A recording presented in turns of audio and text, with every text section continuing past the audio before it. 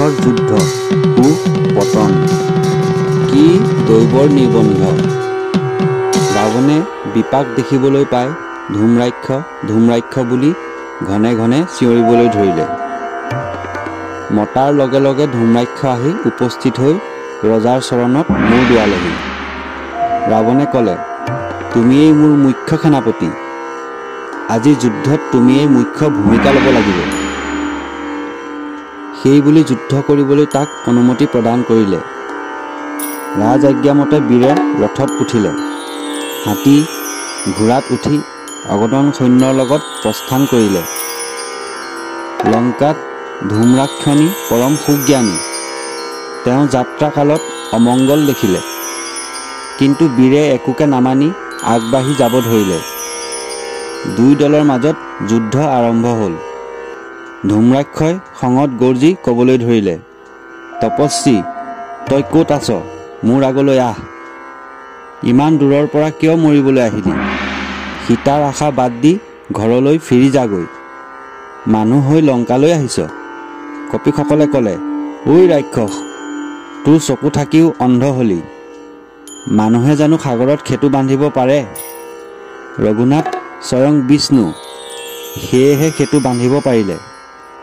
ৰাক্ষসৰ বংশ নাশ কৰিবলৈ অৱতাৰ হৈছে। ৰাৱণৰ দশমুণ্ড কটা যাব, বিভীষণক ৰজা পাতিব। কথা শুনি ধূম্ৰাক্ষ বীৰ অগ্নিৰ নিচিনাকৈ জ্বলি খং কৰিব ধৰিলে। বীৰে মুখল লৈ বান্দৰবিলাকক এফালৰ পৰা ধাৰাসায়ী কৰিব ধৰিলে। বান্দৰবিলাকে ৰণত অস্থিৰ হৈ পলাবলৈ ধৰিলে।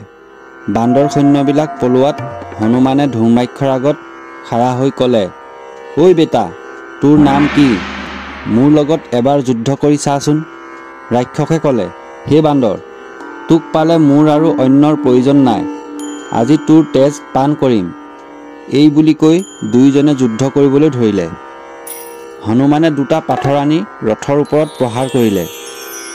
পাথৰে বীৰৰ ৰথ, ঘোঁৰা, সাৰথি সকলো চুৰমাৰ কৰিলে। ৰথ এৰি ধূম্ৰাক্ষই পুনৰ গদালৈ খেদি আহিল। সেই গদাৰে দুই হাতেৰে হনুমানৰ বুকুত প্ৰহাৰ কৰিলে। বজ্ৰসম হনুমানৰ বুকুত খুন্দা খাই গদা ভাগি চুৰমাৰ হ'ল। হনুমানে খঙত নিজক পাহৰি ক'লে, গদা ৰসাতলে গ'ল, এইবাৰ আহ, তোৰ শক্তি কিমান চাই লওঁ। সেই বুলি তাৰ শিৰত এটা ব্ৰজসম থাপৰ মাৰিলে। ৰাক্ষসে কাতৰ হৈ পৃথিৱীত পৰি গ'ল। সেই চেগতে এটা লাঠি মাৰি ধূম্ৰাক্ষৰ দেহ চূৰ্ণ বিচূৰ্ণ কৰিলে। সমৰত দুৰ্জয় বীৰ ধূম্ৰাক্ষৰ মৃত্যু হ'ল। তেওঁৰ দুই অক্ষৌহিণী সৈন্য প্ৰাণ লৈ পলাল।